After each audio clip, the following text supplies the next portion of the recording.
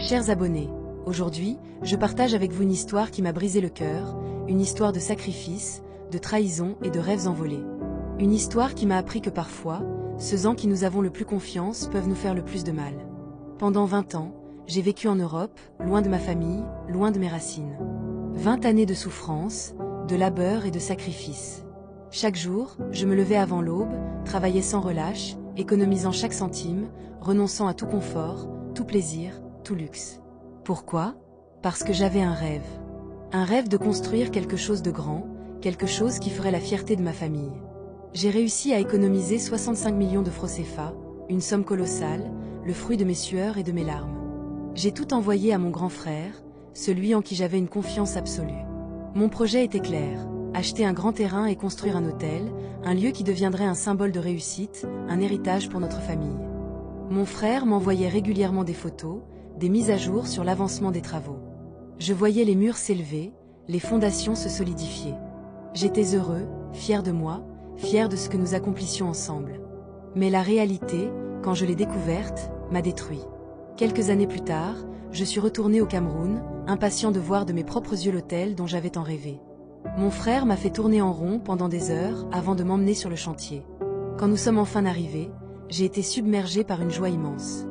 Devant moi se dressait un bâtiment magnifique, imposant, presque achevé. J'étais ébloui, ému aux larmes. C'était mon rêve qui prenait vie. Mais cette joie a été de courte durée.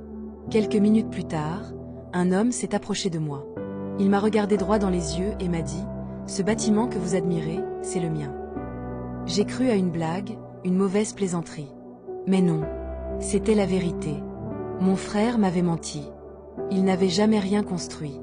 Tout l'argent que je lui avais envoyé, chaque centime gagné à la sueur de mon front, il avait dépensé dans les boîtes de nuit, les voitures de luxe, une vie de débauche et d'excès. Je me suis tourné vers mon frère, espérant une explication, une excuse, quelque chose.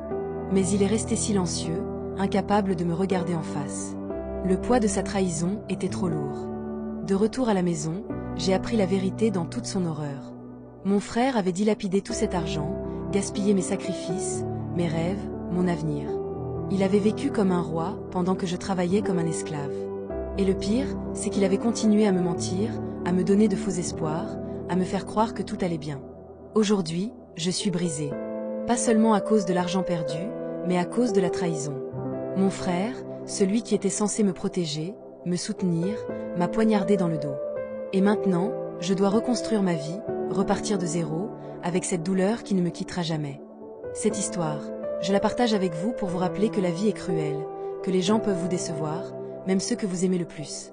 Mais malgré tout, il faut continuer à avancer, à croire en soi, à se battre pour ses rêves. Parce que, au fond, c'est tout ce qui nous reste. Merci de m'avoir écouté.